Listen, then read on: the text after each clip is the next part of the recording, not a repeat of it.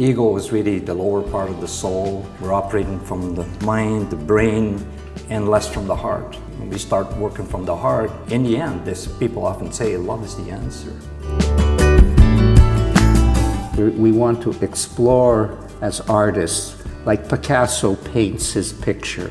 And we're going to try and paint a picture, and the truth is we don't even know what the picture is going to look like.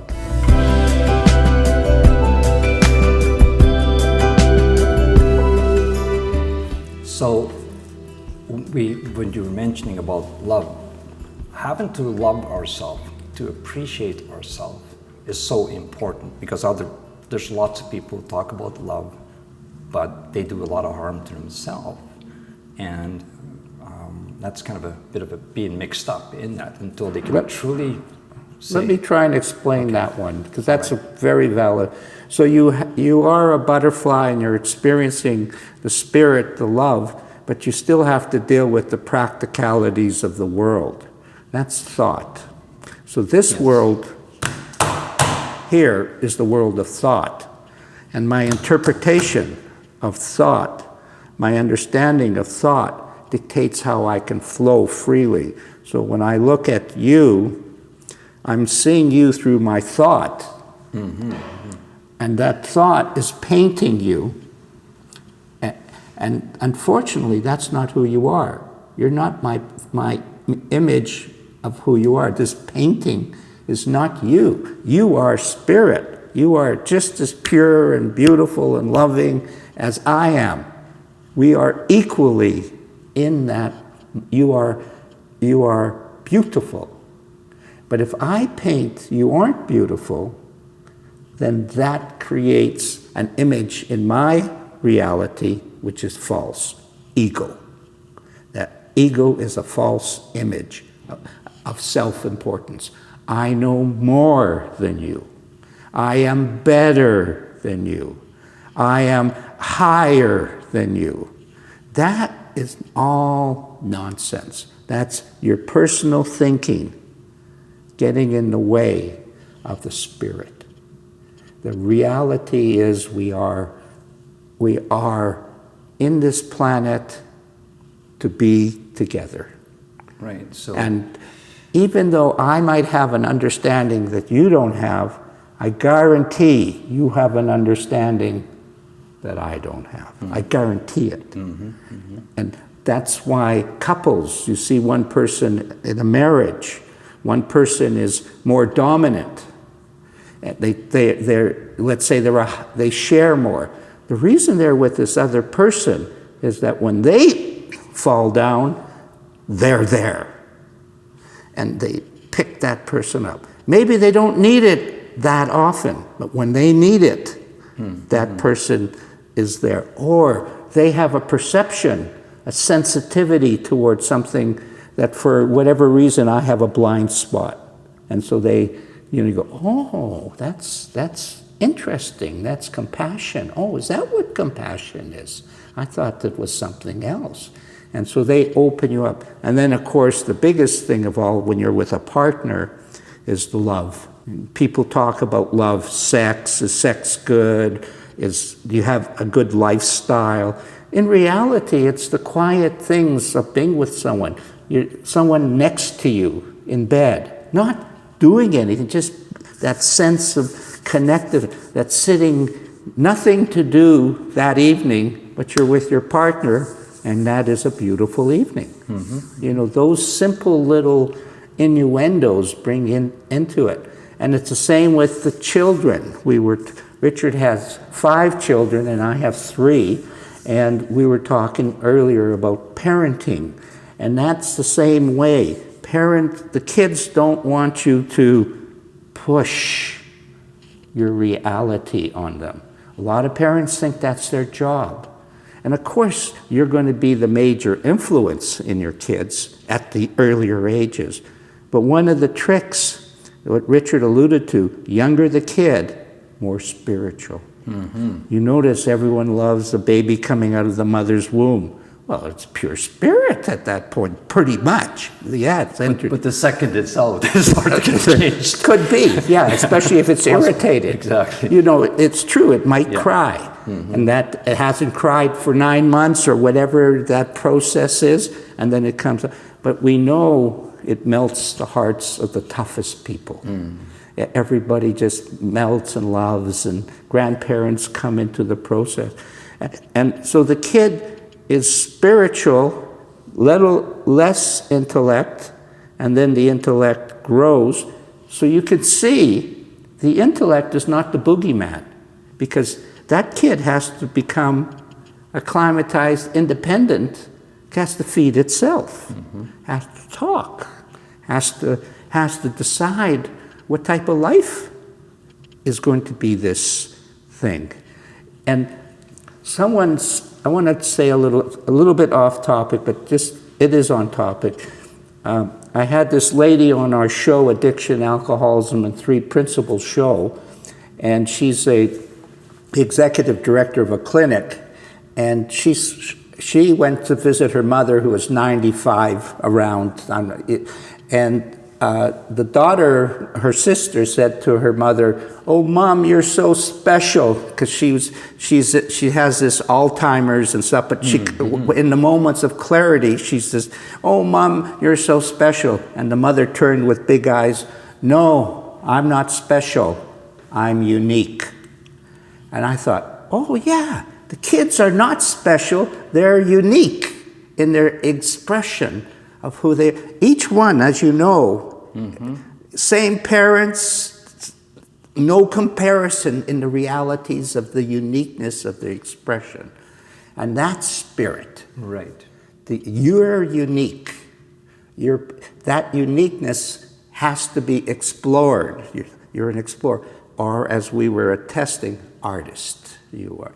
To find out your uniqueness, your gifts, your special feelings that you have. And that's why I love you, because you're unique. If you were the same as me, I'd be pretty bored of who you are. You wouldn't be as good as me anyway. You know, I'm better at me than you know. At being you. Yeah, that's right. That's right. Yeah, and vice versa, of course. It's in the uniqueness of the expression. We want to compliment the kids. We want to tell them how wise and beautiful they are. We're not there to criticize them. I have 3 kids. The first 2 I tried to teach. The third one, Richard, I was a pal with. Which one do you think was the most effective? Probably the third one. By far. Yeah. And then I grew with the others and asked for their forgiveness. Yeah, it's a humbling thing to do, but it's good, isn't it? Because it sets you free when you're able to ask for forgiveness, right? So ask for forgiveness, but also remember this, forgive yourself. Yeah. Otherwise you'll hang on with the guilt factor, and then that squashes you as well. Yeah, you can't, with kids, I wouldn't say you ask for forgiveness. Right. I would say you model forgiveness. Okay, right. You with just your different, they're so sensitive. They know us in and out. They pick up when we're feeling comfortable. So if you're secure, they can feel that. And if you're insecure, it will feed the old patterns. So the answer to forgiveness is security. You're secure, you love the feeling, and you stop having interpretations. I stop painting my kids. You must be this. You know. And how old's your oldest kid, Richard? 49. Okay, mine is 41. Okay. But one of the ironies is when you're young, you're controlling the kids in your reality. You're feeding them. They're living in your house. As they go out, it turns out as grandparents, you have to fit into their reality, or you don't see the kids. And it's a shift. So you can see, being in a state of service to kids, it changes as we get older. And we do want to see the grandkids. Absolutely. Yeah, it's beautiful. It's enriching, and it completes the cycle. And we can share with them what we have learned, which is primarily we love them, and they inspire us. I have 2 grandkids. I call them Guru Odin and Guru Alder, because every time I see them, they lift my spirit. I don't know why they do it, how they do it, I just know they do it. And they know they're doing it too, because they can see the smile on my face. And then they just naturally do that. Yeah, a smile is a powerful thing to express with. Yeah. You don't have to say very many words, just smile. And that's wisdom, Richard. Some people are big talkers, some people are small talkers. The smile on the face is more than enough. And I will always, or I try as often as I get the opportunity. I walk in some place, I see somebody smiling, whether it's somebody at the door. Thank you for smiling. You just made my day. Keep it up. Yeah, that's right. And it's a simple thing you can do, but that all of a sudden that can raise a person's awareness. It raises the spirit, yes, or raises the energy when it's genuine. When politicians smile, there was a politician who was premier of BC, and the indigenous said, big smile, but dead eyes. So if it doesn't have your eyes don't have a spark, they're not real. Mm-hmm. If you want to be a good teacher, you have to have that spark in your eyes. They know it's real because you're turned on. The eyes are the gateway to the soul. Yeah, right? yeah. So and it's where we engage again with real, true feelings and all that. Yeah. And this is when we're even observing somebody, their face. They say that from the face we receive and we transmit. So that eye-to-eye contact in conversation. But I think this is part of where the big conflict is with people, because it's so essential to communicate. And as humans, where we have this opportunity now to share in this life, but many have taken to texting. They're always looking down in that. Even you observe people sitting around the table, everybody's texting to each other. They forget how to communicate and handle that connection. That the we really are human meant to have, connection. the human connection. Yeah. It's different, but it's part of our reality. And so that's progress or evolution. And we have to, we'll adjust to that. Let's say it's out of balance a bit now. I could say that about women, they've gone maybe a little bit too far, in my opinion. Many women will say not far enough, but and they're entitled to that perspective. But what will happen is there'll be a readjustment to it. Example, a few years ago, all games were video games, and now there's a big trend among young people, say in the ages of 25 or younger and to 40, they're playing these very sophisticated board games. They're tired of just the video game. So they're moving back, but they're not playing the games we played. These are much more evolved or complex type of game. And they get together, the guys get together, they order beer and pizza, and they play for the evening.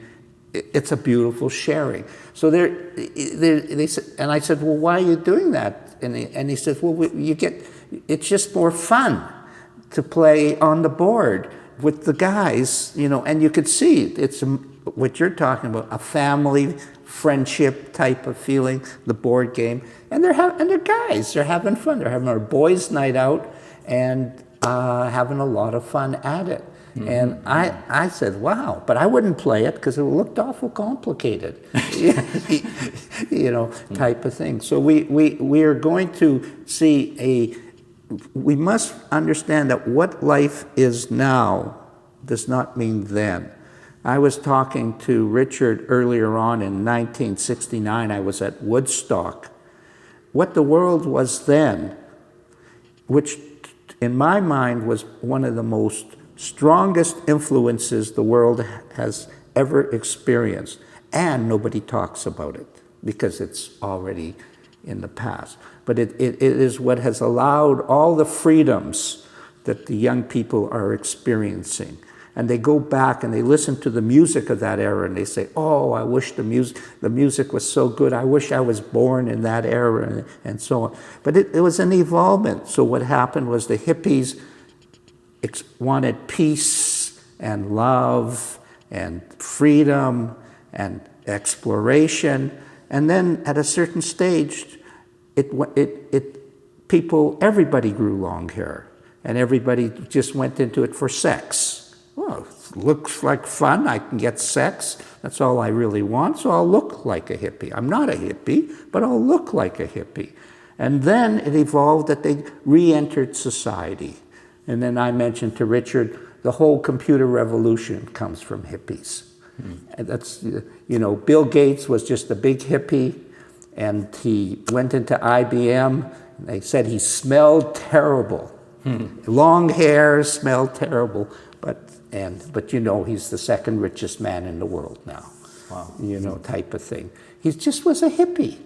And also the greatest inventor, the greatest mind that I know in this generation is Stephen Jobs. Mm-hmm. He was a real creative human being.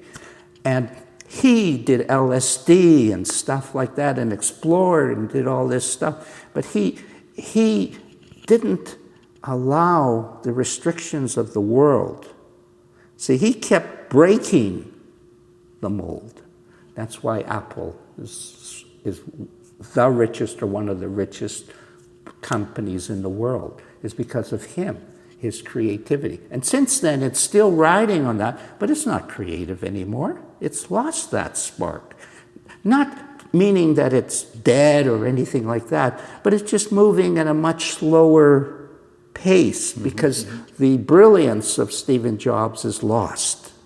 And that's what you do. I want to emphasize, Richard created this program, and we met serendipity. Yeah. Really, there's no way that Richard and I would ever get together. But Spirit brought us together. See, that's how the Spirit leads. It brings unpredictable things that feel good. And when Richard said to me, we should do a video, I said, sure, but I didn't have any idea what we were going to do, and I didn't even know if I'd like it. Like, would it be fun, or would it be boring?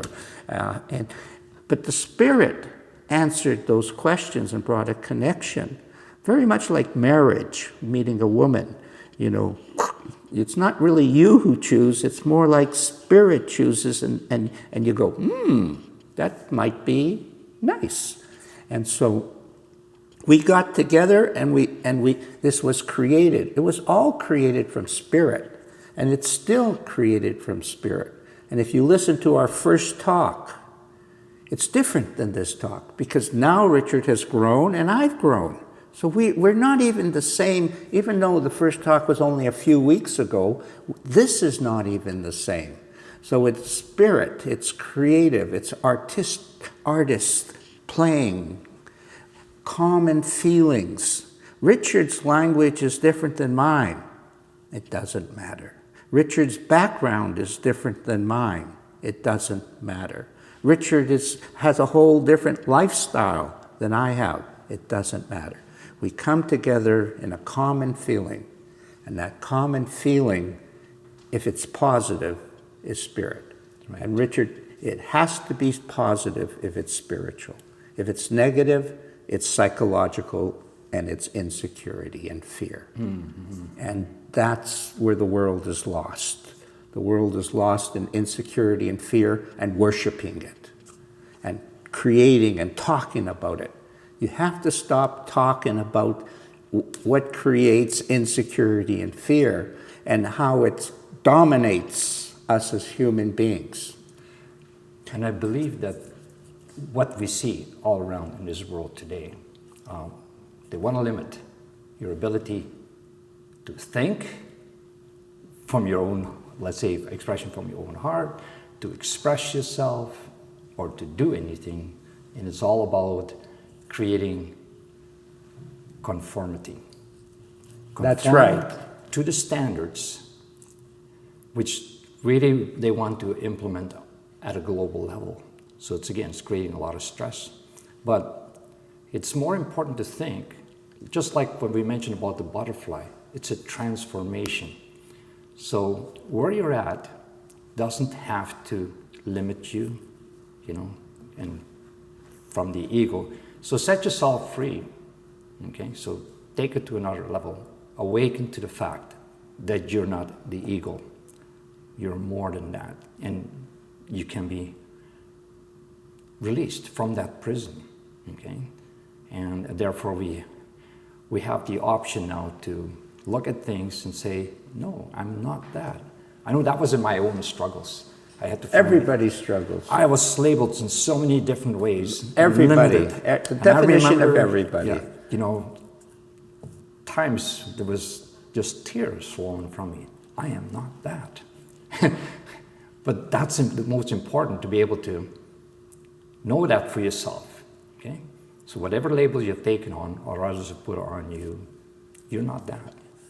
So do the transformation and allow yourself to set free. And it's like being perhaps the expression born again, but certainly that happened with the butterfly or when we were brought into this world. That's right, the butterfly is born again, but it isn't actually born again. It always was a butterfly. It was just going through the process. Going through the process of being who it is. It's like the baby coming out of the womb. That's right. Had to break through. Yes, it's good to cry, right? Because immediately they say a baby that cries, the louder the cry, the healthier it is, because it creates this air intake, the breath of life. So when you kind of come in and you allow things to come out, okay, with that loud cry, you're taking in a lot of deep breaths. And so they call it also chi, the breath of life, right? Right. And so it's important hey, break free, take a deep breath,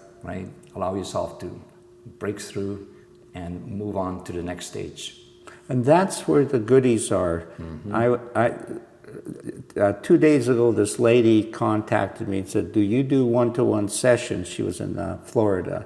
And she was outlined all her problems that she was experiencing, which were horrific in her mind. And she had been exposed to the three principles, but she was doing everything wrong and stuff like that. And so I wrote to her, I said, sure, we could do something. Then she said, oh, I just have to live it. So I'm going to just be okay. And I wrote back and said, just share beautiful, positive feelings and have fun.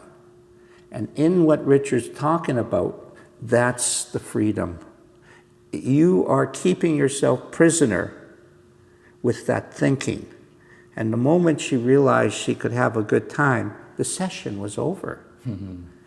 That's all she had to do, because she reacquainted herself with the fact that she's a butterfly, not a stick in the mud, horrible reality. So those thoughts create a feeling, and that feeling drowns you. Mm-hmm. And what happens with the butterfly is it evolves into the butterfly. And I guarantee you, when it becomes a butterfly, it doesn't think about where it was. It just starts to fly. And we have to leave the past. And the way we leave the past alone is not by denying it's what it was, is by not thinking about it. Only by bringing in a thought from the past, via thought, the principle of thought, into the present, can it be re-experienced in a negative way. It's a trick. You are thinking your way into your bad feelings, and then you have all this form to identify with, and to interpret, and to judge, and to show you that you're in a bad state of mind. And then, as soon as you see that you have been doing that to yourself via your thinking, you go, oh, and you let it go, and what is there all the time is the butterfly. Can you imagine being a butterfly, flying around and thinking about what a poop you are? You know, really, I can just see the butterfly going, oh, I'm really having a bad time here. You know, it's just floating like the butterfly, like Muhammad Ali, just float like a butterfly. And Right, I was thinking of that. Yeah. You know, so we're doing that. And one of the things Richard emphasizes, the conformity of the world and fitting into that. You will not see evolution in status quo thinking. You will not see evolution. That is already formed. So the freedom you're looking for is out of status quo things. Yes, it's good to know how to get a loan from the bank. Absolutely. If you don't know the game, they're going to get a big no. Follow what the bank says. I guarantee you'll get a no, because they show you how to get rejected. So you'll say, oh, it doesn't work like that. How does it work? Well, that's good thinking. You know, how can I fix my car without having to go to the garage and pay $3,000? Well, that's good thinking. That's useful stuff. But so you break the status quo. You want to get a loan from the bank, don't follow the status quo. You want to solve a problem with your arm, or you go to the doctors, don't just listen to the doctors. Listen to yourself. Then you know who the real doctor is. Your body will tell you what works, what doesn't work. Your body will tell you that that person is just reciting a book. Or they'll tell you that the doctor is bored with his job, couldn't care less about you. And you'll see that and go, well, I better get another doctor, because that doctor is just talking from boredom. He's not into you. He doesn't care. You need somebody to care for your body when it hurts. So you start to use this application to trust your own instincts. And that's what we're talking about with spirit. Is the spirit inside is an instinctual expression. And you follow that rather than this. The computer here. This is a computer. You follow the intuitive, instinctual feeling. In 3 principles, we call that innate mental health. Inside every human being is innate mental health. I talk to the innate mental health of Richard, except I don't call it that. I don't like that phrase. I call it spirit. Spirit equals innate mental health. If Richard has spirit, I have spirit, I'm not talking down. I'm talking with the man. And enjoying where we go as artists. It's true. We're all artists, we're all creators. So make your life that, I tell people. And in terms of the healing, the way I more see it now, at every level, we are self-healers. Doesn't matter what level, whether it's physical, emotional, we just have to be open and accept it. I agree with that. I can heal myself. I agree with that. And be comfortable. But how we've been taught is to give our power to other people.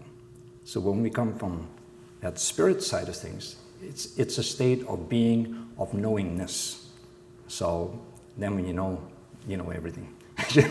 In essence, and we can make progress. Right? Let's deal with it. I had a realization.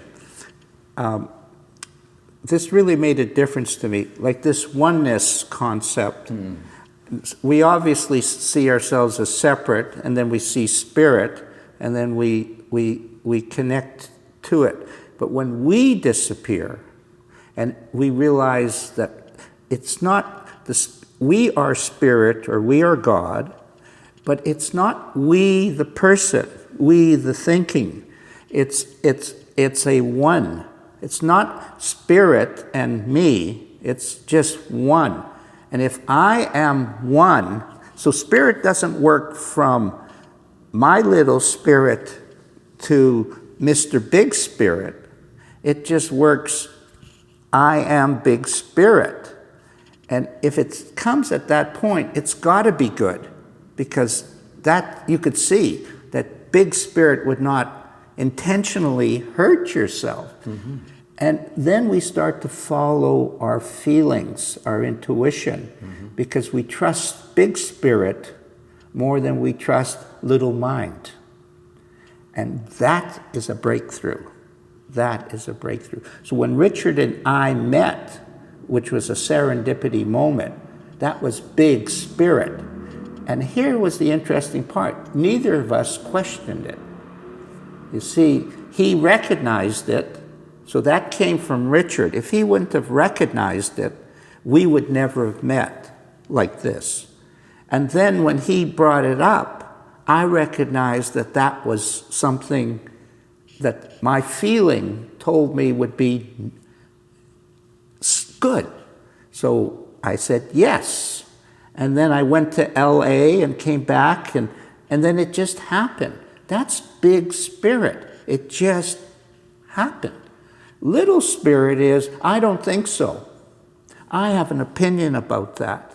Really, it just doesn't feel right to me, because I have ideas about that type of stuff.